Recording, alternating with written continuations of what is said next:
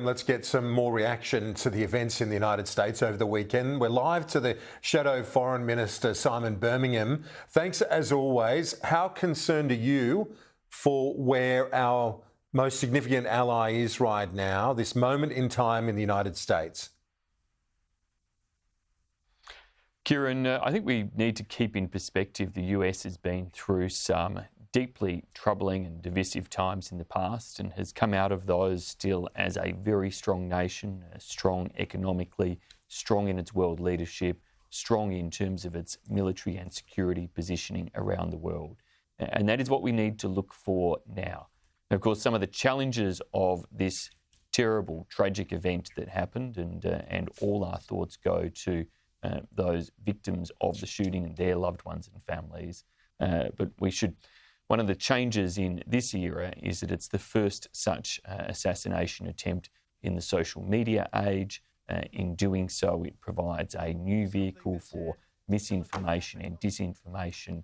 And that does, I think, put more responsibility on all of us as political leaders, as responsible commentators, to really urge people to seek their information from places of authority, to be responsible in the way in which we respond, but also in hoping to see the United States come through this difficult time, as it has in the past, with strength and with the capacity to still be engaged heavily in global leadership as we need it to be.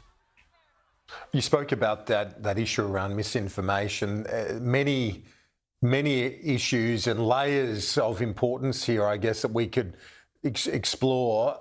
What are the lessons that Australia can learn in our democracy, and the lessons that the US should be learning as well from how this has transpired, and the broader context around the political debate right now? Kieran, these are big cultural challenges, and they're ones that are only going to get harder as we enter the age of artificial intelligence. And I describe them as cultural challenges because no single legal framework or government action is going to be able to ensure that what people see and read online and through social media platforms is universally accurate or reliable. And so it actually comes to ensuring that our populations, our electorates, and indeed those of us who promote information are as attuned as possible to going to trusted and verified sources of information. Your profession is more important than ever in terms of credible, responsible journalism, how you curate information, how you validate that information, and how you ensure that it is projected in a way that is as accurate as possible, but then that we also ensure through all aspects of our education system and elsewhere, we are teaching people the importance of getting that information from trusted, credible sources. We still want there to be competition in our media market. We, of course, want there to be innovation. We want there to be different voices, because that is how we have a truly functioning democracy. But we also need to make sure that ethical, trusted voices are at the forefront of our debate and the way in which people form their decisions. This event yesterday, and it was a tragedy, and our thoughts are, of course, with those wounded and killed. In one individual, a firefighter from Pennsylvania who was killed as he was guarding his family there as the shots rang out. And so I don't mean to diminish that tragedy, but this could have been a lot worse. Millimetres away from the presumptive nominee being killed, the former president being assassinated. It certainly could have had much more profound consequences in terms of the US election and the direction potentially of history and how all of these events unfold. So, as I said at the outset, it clearly was a tragedy and with tragic consequences. And the assault on democracy is itself a tragedy as well, and it should be seen very much as an assault on the democratic process for a presidential nominee to be targeted for an assassination attempt. Ultimately, the US election will now unfold with this looming over it, but still with much debate to be had on their domestic issues, those matters that are ones entirely for the American electorate to decide between former President Trump, President Biden, or indeed any other nominee that may surface depending on those other debates happening in the US.